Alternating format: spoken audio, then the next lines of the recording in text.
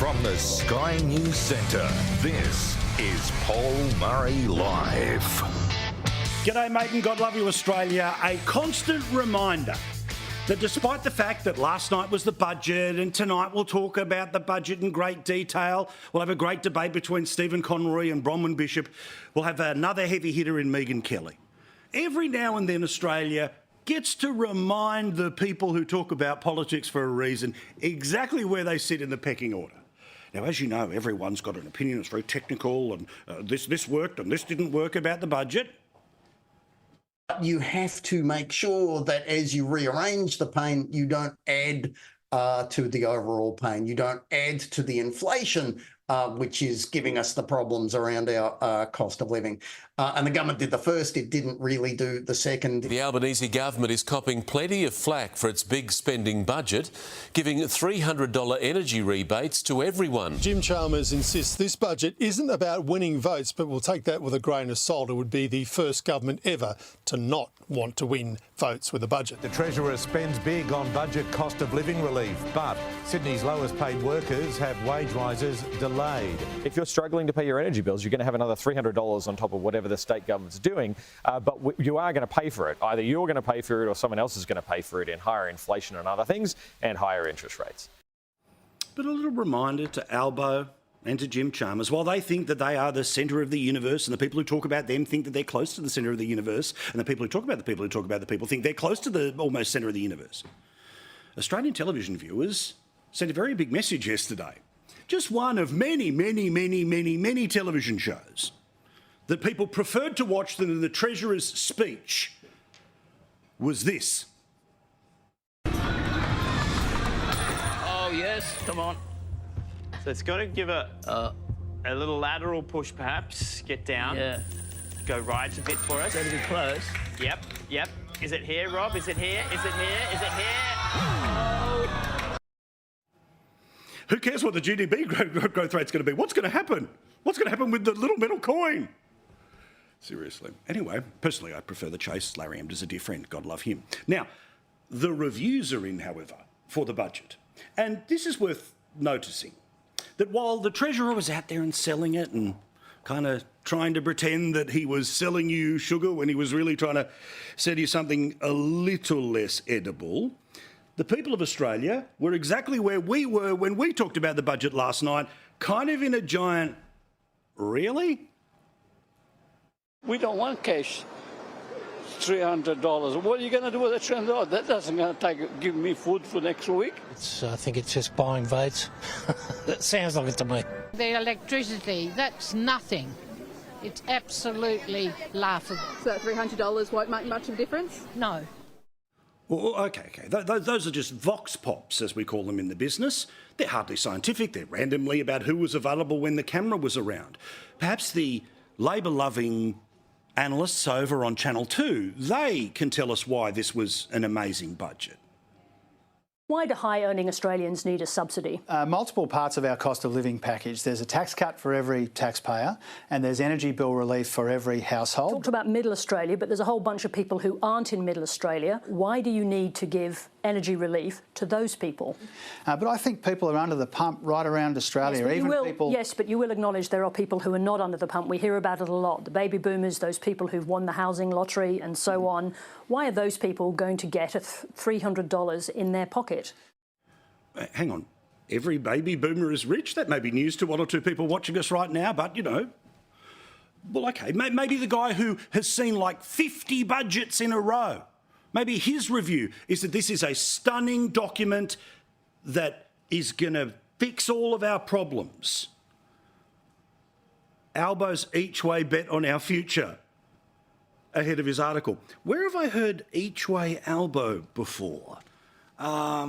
Yeah, that's right. OK, well, what about the people who actually talk about economics for a living, even more so than Ross Gittins? What about the Financial Review? What did they think of the budget? This is the most irresponsible budget in recent memory. OK. So the newspapers, the newspapers are probably wrong here. The ABC's probably wrong. Vox Pop's definitely wrong. So what about the guy who works for the ABC but also writes columns for a news website that is paid for by union superannuation money. He says that this is a risky, not responsible budget and it could mean 2 rate hikes. Okay, no. They're all wrong. They are all wrong. The cartoonists of Australia, they're the ones who connect, they understand, they know how to take big and complicated issues and sum up what's really going on. Like Johannes Leek in The Australian, or maybe the Mark Knight in okay, what about Warren Brown? He will really care about the power thing, that's $75 every 3 months or $25 a month or $6 a week. Okay, so that's all old media, right? Okay, so the ABC, the Financial Review, that's all old media. Like, guys, people aren't tuning into that anymore. It's all about social media, because social media is where you can just really connect with people. And this was the Prime Minister really connecting with people on the internet last night. Hi, I wanted to talk to you about one of the major announcements we have in tonight's budget, and that's from July 1, every household will get $300 off their energy bills. Okay, so the people have seen the Prime Minister. I mean, he's looking at me, right? Like, he filmed that himself. So he understands me, right?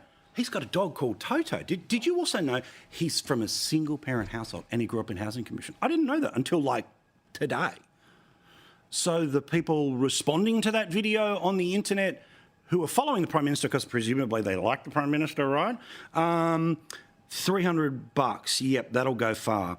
You realise how much power bills have gone up since you came to office? We've heard all this before. It was a lie the first time, it's a lie now. The cost of everything has gone up since Labor's taken power. These are people who follow him on the internet and therefore presumably like him. Is this like the $275 reduction we never saw?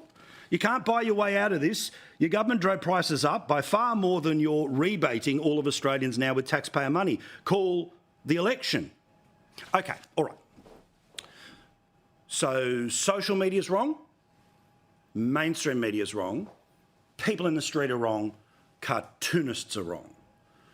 Well, maybe the best person to review the budget is the guy who handed the budget down. What we released last night will be part of the solution to this high inflation that's been in our economy for a couple of years now, not part of the problem.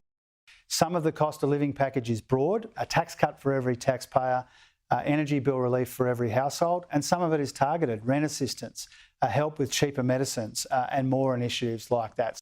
While the outlook is uncertain, Treasury's forecasts make it clear that our policies could see inflation return to target earlier, perhaps even by the end of the year. So what we're doing instead is we're providing this energy bill relief to every household. Sure, mate. You're amazing. Just ask yourself. Again, Australia's reaction to the budget, meh. We knew it last night. The media tried, but they didn't like it. Because the reality is, as hard as the Prime Minister and the Treasurer want to run around, pat themselves on the back and say they've solved all of the world's problems, the reality is that 77% of Australians are in extreme cost of living pressures right now. So $300 a year, which is really $75 a quarter, which is really $25 a month, that you don't see, by the way. They're paying the power companies. That's not going to really move that needle, literally the cost of living needle. And as has been explained by the great Andrew Clennell, and you get 75 a quarter, all of us. You know, Gina Reinhardt gets it, Twiggy Forrest gets it, we all get it. Everyone watching gets it. And I think it just rolls pretty much straight onto your bill. To make sure that the mansions of Australia can heat their pools. This is a Labor budget.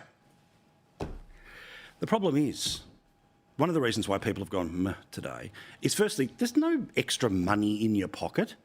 There's money that has been handed to power companies and it's $75 a quarter. The average household bills when it comes to power in this country are $1,300 in Sydney, $1,200 in Melbourne, $1,200 in Brisbane. Now, they're the annual numbers, so minus $300 off all of that.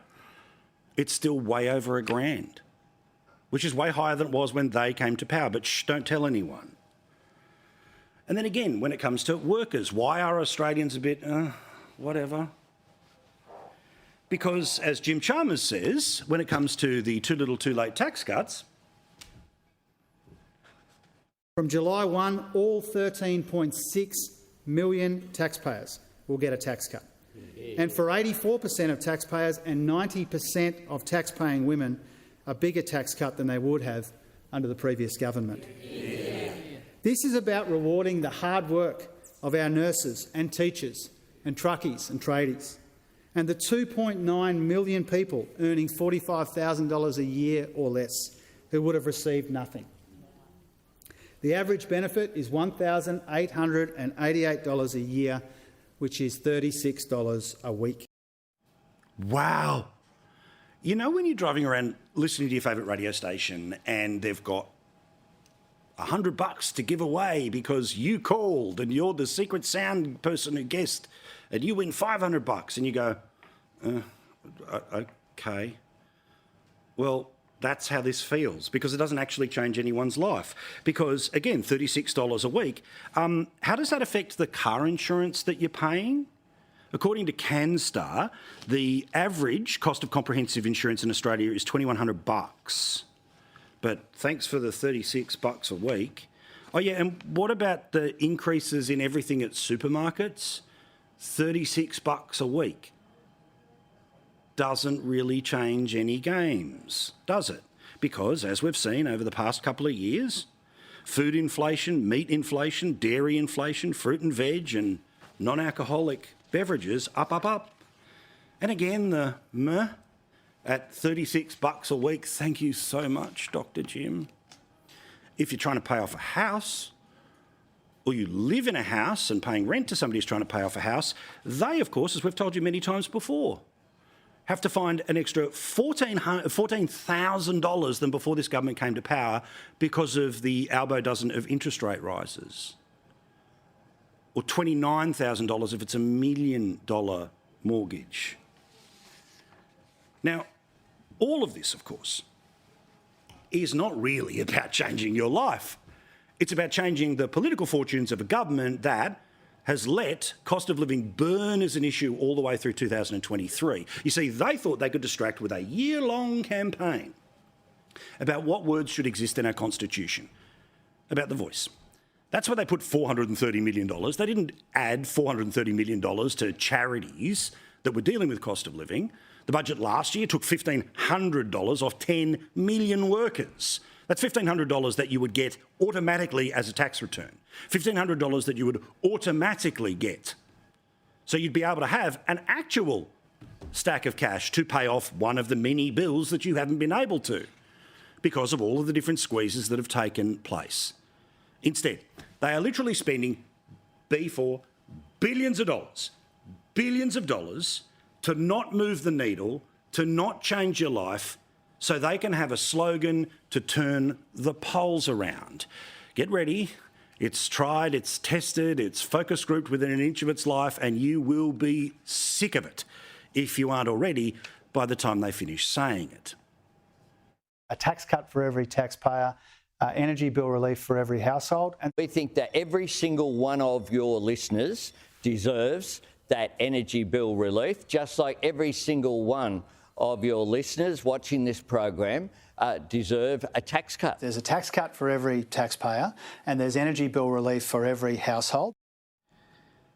Listeners who are watching your program, they know you better than you do. Apparently, you don't watch your program, you just listen to it.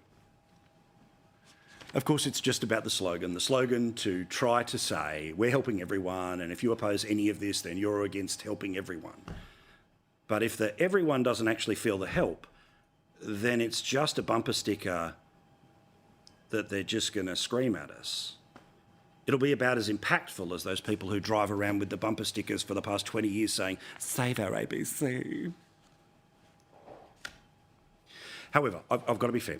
there is a lot of good news in the budget that we didn't get a chance to talk about last night, and we've been able to find some of the details in the budget that really are going to help people.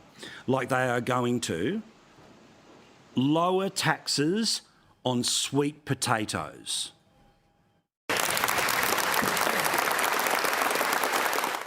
There's $117 million for the flying fruit fly circus.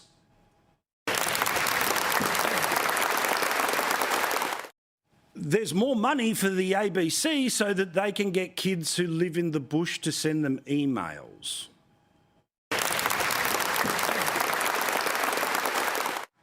I refer now to The Nightly and their Up Late host to go through some other amazing initiatives.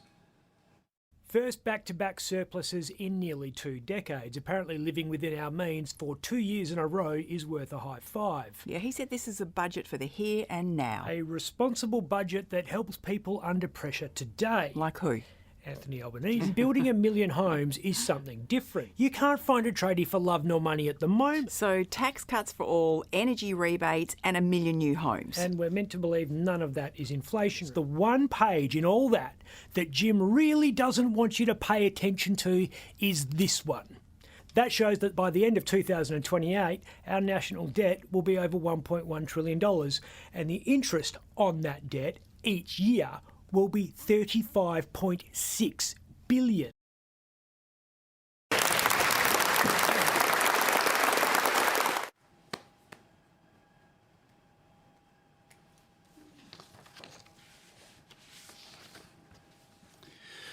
You may recall, Cumberland City Council made a decision a couple of weeks ago about a book that was in the children's section that some people freaked out about. It was a book about same-sex parents. Now, I haven't talked about this because I knew this would resolve itself, and there's a meeting happening with the council right now. A vote, in fact, may well be happening as we speak, so we'll check the details for you. But the book is written for the youngest of readers, and it's like my dad is Greg and my other dad is Bill. And some people tried to turn this into sort of, you know, the example of that really weird stuff that is being pushed on some kids about all sorts of stuff in the United States. Reality is it's not. So to me, it's obvious this thing is going to be turned around. But as you remember, people said who were in favour of the book being removed from the local library, that this is not Newtown, this is not Marrickville. So tonight is actually when the meeting is taking place to presumably overturn the change. Now, I'm not going to say ban, but overturn the change to get rid of the book, certainly out of the children's section. Now, there's been a live stream on this that I've been watching for the past hour. Wow, a lot of people screaming. A lot of people fired up. Who knew this was the one thing that would actually pull our communities apart, and the police would all need to turn up and all the rest of it? You know, people being booted out every 2 or 3 seconds. Well, apparently it was. But interesting and important to note that, as I say, the reason I think this thing's probably going to get overturned is because there was a couple of councils missing from the original meeting. So they are voting as we speak. When I have a result for you, I will tell you, if not the late debate, who have been watching the stream as well. And I have made sure that I was going to stay hands off on the goodness of the stream so they could bring it to you. They will do so at the top of the hour. Now, Australian universities are deeply reliant on China. Now, we know this because of the Confucius Institutes, not to mention the international students. The business model basically means never upset China. Well, there is a bloke who studies at an Australian university who well and truly upset China. He's done many protests, including dressing up as Winnie the Pooh, which is the #1 way to pee off the Chinese president. His name apparently, or the name they've given him, is Aaron. But guess what happened after Aaron protested against China in Australia? According to his story, the police then went and threatened his parents in China. And they used the threats of the parents in China to pick up the phone and call him in Australia to say, knock this stuff off.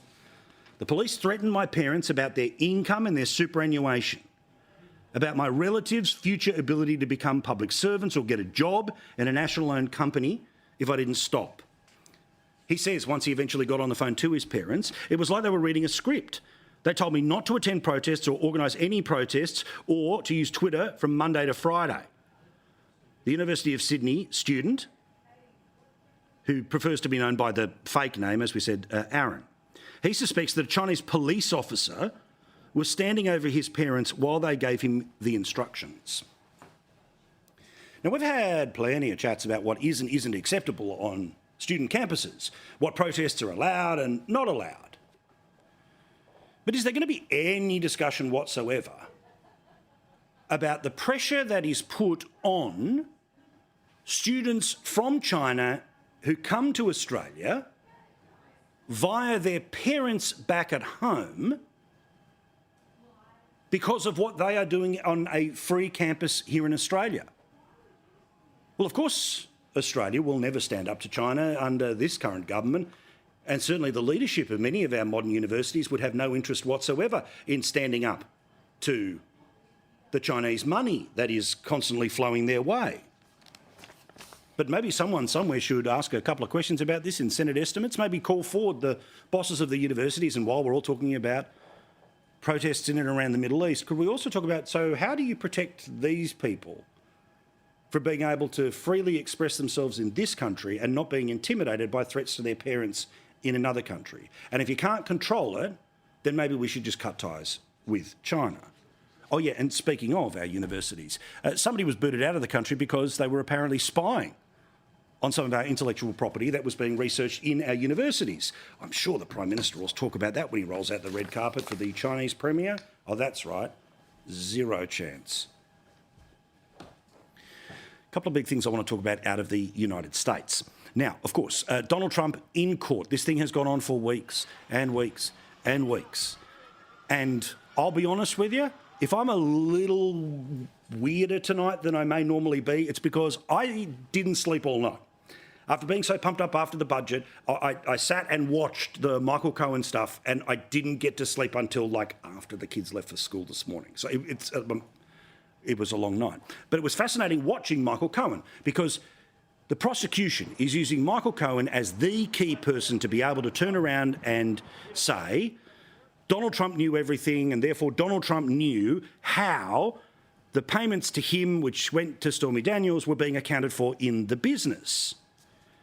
The only problem is none of that actually came out in evidence. Yes, there was a lot about how Trump ran his business, etc., but the prosecution didn't ask and Cohen didn't say that explicitly Trump knew how it was being accounted for. He intentionally knew how it was being accounted for because if he knew that, then that's the crime. But even reporters from the New York Times are saying that this has not been proven yet.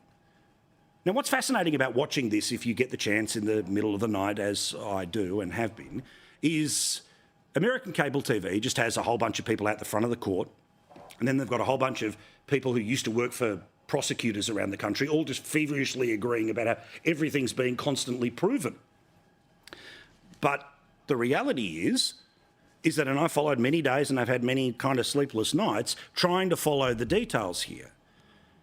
The reality is that the one person who absolutely would know whether Donald Trump told the Trump Organization to write up these receipts as legal expenses when the assumption was that they weren't. But the prosecution won't call him. The bloke's name is Alan Weisselberg. He was the man who was essentially the chief bookkeeper for the Trump Organization. It's his name on the non-disclosure agreements with Stormy Daniels. Do you know whose name is not on them? Donald Trump's. In fact, they did have Donald Trump's name there for him to sign, but he never signed the document. So why won't the prosecution call the key bookkeeper? Is it perhaps because the bookkeeper will say, no, I didn't do it because he told me to do it. I did it because we were giving money to a lawyer, and that's a legal expense. Small problem, of course, for the trial, but it's not stopping the media, as I say, going over every little detail. And one of the problems with covering this is that there is no live video, there is no live audio. Everyone is reading along with a transcript. Well, thankfully, the good folks at CNN have decided to take two people who I'm sure absolutely loved the idea that this is their 15 minutes of fame to just read from the transcripts like high school actors. You referred to President Trump as a dictator, didn't you?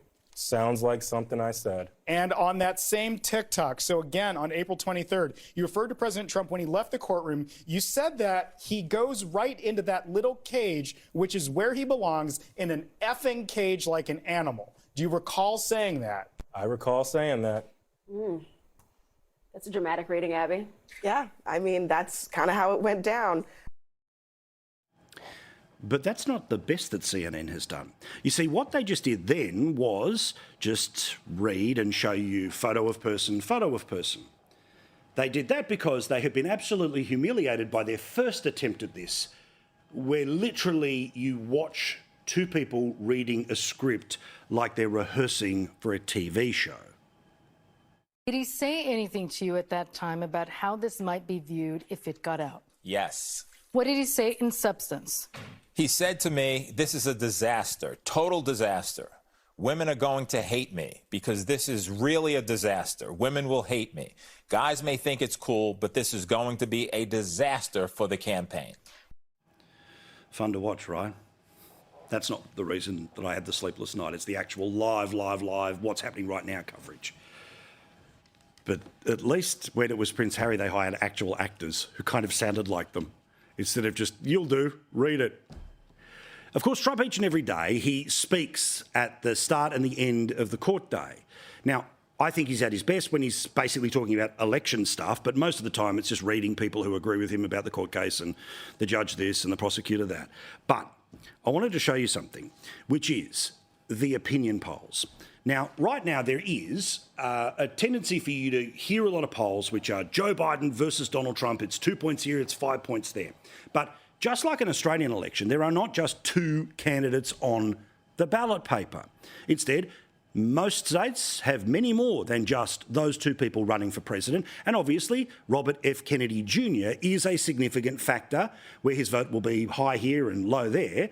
But remember, the American election, just like an Australian election, is, think of the states like electorates. Like, you know, we've got 151 electorates in our lower house here in Australia. Well, of course, 50 states, 50 separate electorates. And as you know, the Electoral College means certain states, based on population, have certain votes in the actual group of people who end up electing the president. You need 270 to get there. Now, this group of states went for Trump in 2016. This group of states went for Biden in 2024. So even after the court case had started, even after, all day, every day on most cable news, it's he's guilty, this proves he's guilty, this is what's next and guilty. These are the latest polls that are sending the left on fire. Because when you actually look at a list that includes Robert F. Kennedy Jr., in all of the swing states, Trump is winning, with one exception. He's tied in Wisconsin. In Arizona, 42-33. In Georgia, 39-31. In Michigan, 38-36. In Nevada, which he didn't even win when he won in 2016. This has a huge Hispanic population, and these polls show that Hispanic voters are split 50-50 at the moment between Biden and Trump. That's a huge change between 16, 20 and 24. Let alone in Pennsylvania, and then, as I say, in Wisconsin. And one of the reasons why Wisconsin in particular ends up as a tight race has everything to do with unions and ethnic populations. But make no mistake, while I have sat back and said things like abortion probably going to be a big issue, according to this poll and many others, it's the economy, stupid. And no matter what data they tell you from the capital city, the lived experience of the economy is what people are now voting. Perhaps a little lesson for the people in Canberra who want to tell us everything is awesome. But the reality is you don't have enough money to even rent the Lego movie, let alone sing its song. Big debate. Let's get to it right now. Bronwyn Bishop, Stephen Conroy, then after that, Megyn Kelly. Lots to go. We're in a funny mood with a bit of lack of sleep, so anything's about to happen on what could be the final Paul Murray Live if I do it really wrong.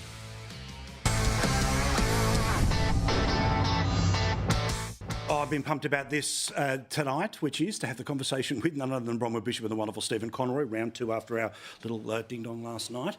Now, Stephen's in Canberra because he's there to help always. Bronwyn is here because she's always the carryover champ. So, let's talk about the budget and how it has gone down. Obviously, you saw my summation of how much of the media has had a look at it. I even was watching 7:30 report tonight saying, yeah, it hasn't quite landed. They haven't landed on the lines yet. Like they're being as polite as they possibly can. That said, do you feel, Bronwyn, that the best case scenario of the budget is to give them the best case possible for an election this year? Well, I've said from the time the Dunkley by-election, when they first announced that they were breaking their promise on the stage 3 tax cuts and doing their revamp, that there would be an early election because those tax cuts won't last till May next year. And when I saw this budget, I looked at it as a barnacle cleansing exercise. The rent payments is to try and cut into the Greens debate on being the friend of renters. The $300 to every household was because they said, we'll give you your electricity bill will be $275 less. That was to be a permanent less, not this 12 months only. Correct. But never mind, we'll say we gave you all $300, which is why they didn't bother to try and do anything about means testing or whatever, because they just wanted to say, look, we've done it, didn't care.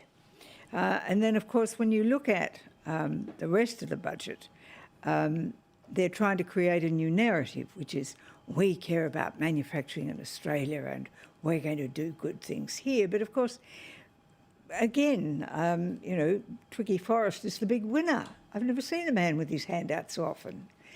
So it is let's get rid of the barnacles, let's get rid of the Greens argument, let's get rid of the electricity argument, let's get, here's your tax cuts, let's go for it. Because Jim has said, Dr. Chalmers... Please. Yes. He studied political thinking. superannuation. And of course, he said that this is anti-inflationary and there will be tax cuts. There's no possibility of there being increases. He's at dead odds with the RBA, and the one thing he doesn't want to be is tested. So if you go too long, you'll get tested. Yeah. And if he's wrong, he's toast. All right.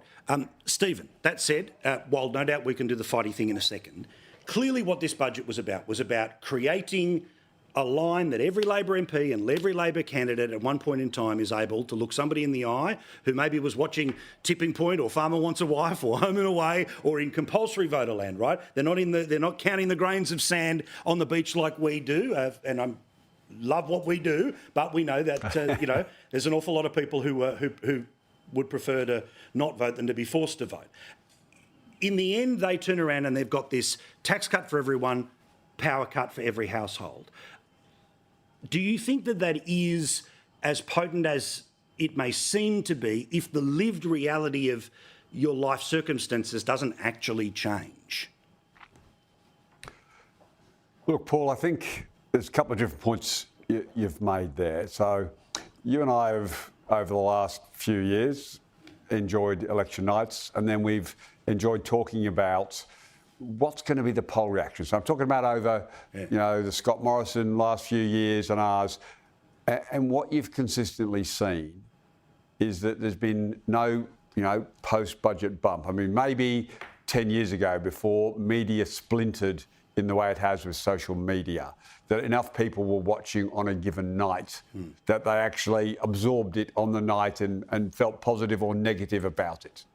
So the first thing to say is that there's been almost no poll bumps for Scott Morrison in his budgets and so far for Albo in his budget. So I'm not expecting any significant poll bump at all. Having said that, I surprisingly, Paul, agreed with a lot of what Bronwyn just had to say. I thought she described it in a way I would have described it. I think that over the last few months, and to some degree in this budget, the government have been cleaning the barnacles off the ship. in a way that says we want to be focused, we want to be talking about Labor issues. What difference I have with the interpretation that Bronwyn had is that Labor's done this because there's Labor values behind this. And so we want to make sure that people understand that a core Labor value is housing, not this fantasy dream socialist paradise that the Greens talk about, okay? This is a core Labor issue, housing. On energy transition, a core Labor value is to manage the energy transition. So yes, the transition requires gas. Labor has said in the last few weeks, gas is central to the energy transition. The costs issue. So Labor has said we're going to give energy cost relief. But they're core Labor values. The tax cuts. Oh, Stephen, that is not core Labor values at all. Increased taxation. Absolutely core and this Labor. is the highest taxing budget in 20 years. This is big tax, and you know that the Labor DNA in the Labor Party, Stephen, is to have government intervention, to have more people dependent on the government, so that their own initiative is to respond to what the government wants them to do, and that's exactly what this budget is. It is trying to make more people dependent on what the government wants them to do. Stephen? No, I'm going to have to put your secret conspiracy aside there. I mean, I'm going to disagree firstly that if you go, it is a total conspiracy. Labor wants to hook people onto social security payments or one-off payments. I mean, the big, who masterminded the one-off payments? You know, I'm sorry, but the last coalition government mastered one-off payments, Bronwyn. It was the master of them. So please don't pretend that a one-off payment from Labor is some socialist conspiracy to hook the masses Stephen, that's on got about as much government truth dependence. That's exactly that's about as truthful as your friend, the Treasurer, saying he's the only one who's been managed to get a back in black. Yep, he's had two surpluses. You're right. He has got two surpluses. Yeah, but if you had the same this one's based off excise. If you had the same accounting methods in place, you guys have got to agree on which is the criticism. You can't have two different criticisms if they just conflict. look at the excise alone. Paul has been talking about the excise, around $15 billion just from tobacco. Correct. And you've got another, 16 billion coming in for fuel, which you keep pushing up the tax component. Now, I understand this pea and thimble trick that's going on here, that the Treasurer says if we actually lower the cost of electricity by the $300, that'll come out of the basket of items that are in the CPI basket. So that will be deflationary. That's the argument. But because the tax cuts are going to everybody, that's what happened last year. The people will actually spend the money that they're getting in the tax cuts, which is inflationary. Okay, now I've literally got 2 minutes before we're going to go to Megyn Kelly, so speed round for everyone here, if it's possible. Stephen, okay, if the idea is green hydrogen is literally going to become this superpower, will fuel the world like Wi-Fi, the CSIRO came up with, change the world, all of those things. Why doesn't the government not just say, here's your tax credit, but if you take the tax credit, we're going to get parts of the profits if you actually are able to, for want of a better term, split the atom and change the world? Because it seems to me that the only thing that I resent is I don't want to happen sort of like the Telstra style thing where the taxpayers laid all of the cables and then it became a private company and then the access to the cables meant they could middle finger every other company. Well, I think you make a good point there, Paul. I'm least comfortable around some of the issues where some of the beneficiaries are some of the wealthiest people. Now, they're putting their own private capital in as well, and others might not be willing to do it. I think you make a fair criticism there. This is not one that excites me. I think there's a range of other issues in the budget that are absolutely worth selling, but they're all part of the path of transition to renewables. Whether this one comes off or not, time will tell. But Labor isn't putting all its eggs in one basket. As Stephen, you know, it's got the only solar, reason that gas is now is now on the agenda is because all the policies of Bowen and therefore Albanese's with regard to renewables have failed. No, they know that they will not be able to meet their targets. King. Madeleine King has consistently, for 2 years... She's a brave woman, isn't she? ...to win this battle, and she's a brave has won woman. this battle, and she deserves applause. Gas and for the now, Labor green Party hydrogen later. Is behind it. She's been saying you can't meet your targets, transition. and she saw reality and belled the cat. All right, Bronwyn, give me 30 seconds before we're done. She has been courageous and successful. The bottom line is that we've got to get rid of this government if we're going to save this nation. We've got nothing but increased cost of living, hiking of interest rates for mortgagees. We have, are you better off than you were before this lot was elected? No, we're not. And all the adjectives and the adverbs that the Treasury uses in his speeches, if you took them all away, it'd take half the time to deliver it. But all the grandiose language in the world is not going to convince the Australian people that they're better off since he got the job. All right, thank you, gang. Do appreciate it. You can have the next 30 seconds next week, Stephen. Do appreciate it. Thank you, guys. We're always here to help. More carryover champs with these guys next week. The great Megyn Kelly is next. Everything from Donald Trump, Meghan Markle, idiot protesters, plenty to come.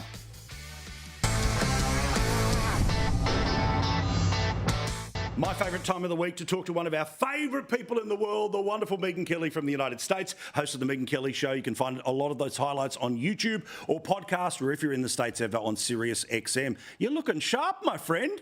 Thank you very much. Very corporate tonight. Now, the Trump trial is at its absolute highlight. The bloke who used to work for him is saying all the right things the prosecution want him to say. But it is interesting that even Trump-hating journalists are noticing that they haven't actually proven the case. Maggie Haberman, she writes for the New York Times. She says, from the courtroom, we still haven't had anything directly tying Trump to the structure of the false business records outside of Cohen's words on the stand. Isn't that the entire case? Correct. Yes, that's the entire case. We have spent the entire case on irrelevant things, like whether he had a one-night interlude with Stormy Daniels, whether they used protection, what positions they were in, all of that. Whether she now feels threatened because suddenly it's a Me Too situation, even though she's on record repeatedly saying it wasn't a Me Too situation. She was there. In fact, even though on the stand it was, I didn't think I could get out. He was blocking the way. There was a bodyguard out the door. Earlier in her book, she said, he was my bitch. I made him my bitch. Okay, so which is it? Are you the poor? Anyway, that's what we've spent the trial on. And the testimony about Trump had the willful intent to violate campaign finance laws and commit a fraud on insert name of victim here. No, it hasn't happened. None of it's happened. Almost no testimony. The closest they got was Michael Cohen today or yesterday saying, or late yesterday, and then a little bit more today saying, okay, he was in the room when we decided that I would submit a bill for legal expenses. He knew I was going to submit my reimbursement payment as, quote, legal expenses. Well, that's not good enough. That doesn't mean that he actually submitted the bill that way or that it was booked in the Trump organization's accounting logs that way, because that's what Trump is being charged with. Nothing about how Michael Cohen submitted the bill. That's not on Trump. What did Trump organization do? And did Trump know about it? That's what they have to prove.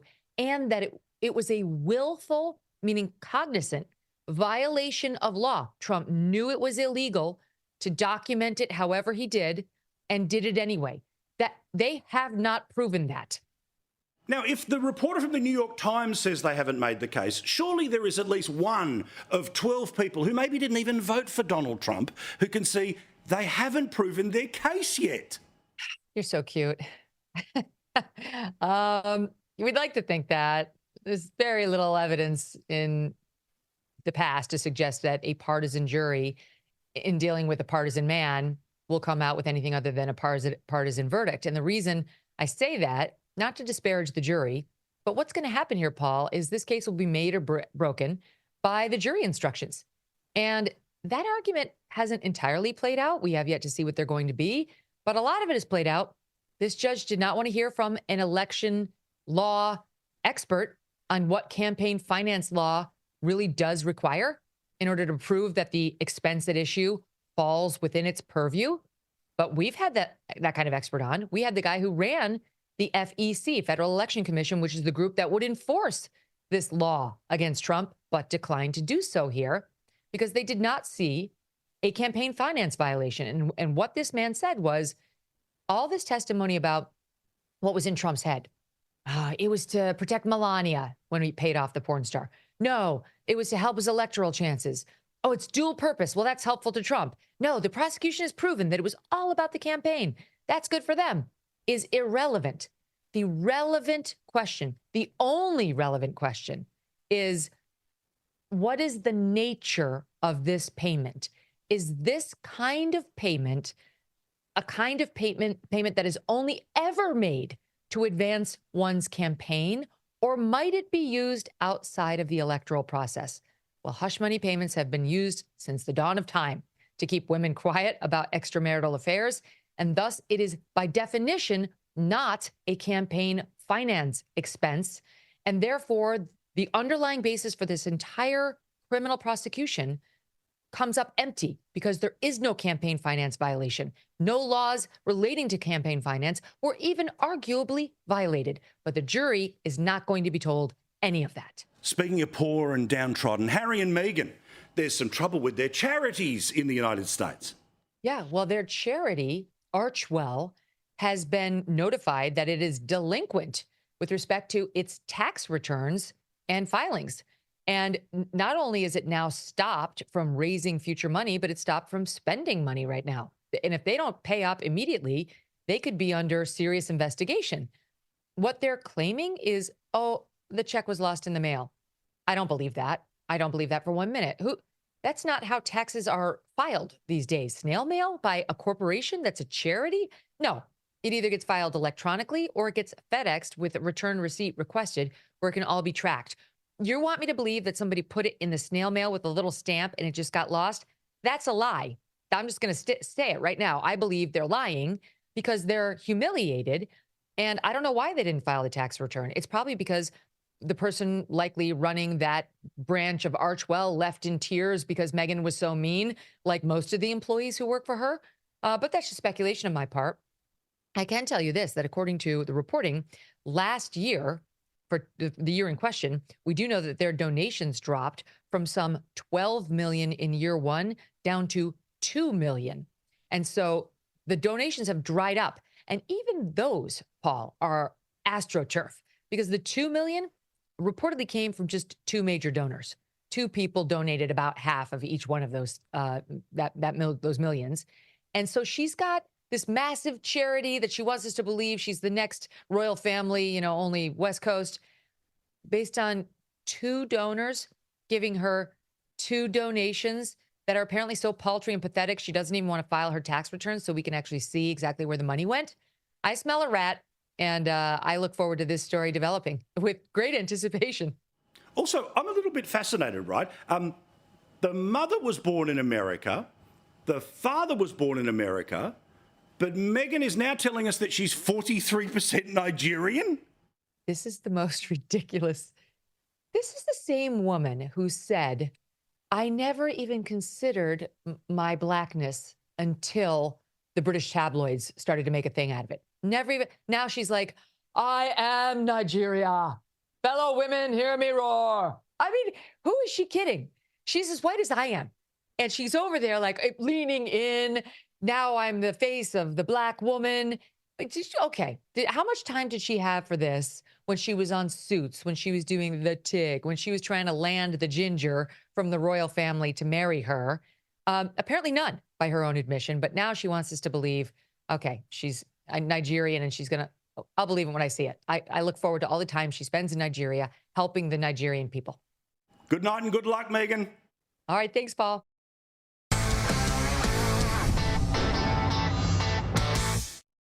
All right, we're done for tonight. The late debate about to begin. But if you are in parks in beautiful New South Wales, please, we are coming for Our Town in a couple of weeks' time. So if you'd like to join us, send me an email.